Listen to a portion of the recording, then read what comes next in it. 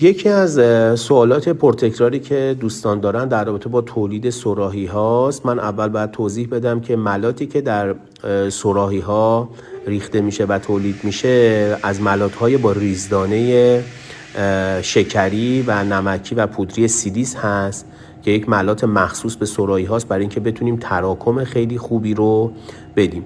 بعد از اینکه ملات رو آماده کردیم و قالب رو در واقع پیچ کردیم، ملات رو میریزیم حالا یا در میز ویبراها یا با ویبراتورهای شلنگی و یا به همین شکل اگر ندارید با چکش پلاستیکی به دیوارهای اون ضربه میزنیم تا کمک کنه و حبابهای داخل ملات رو به خوبی تخلیه کنه.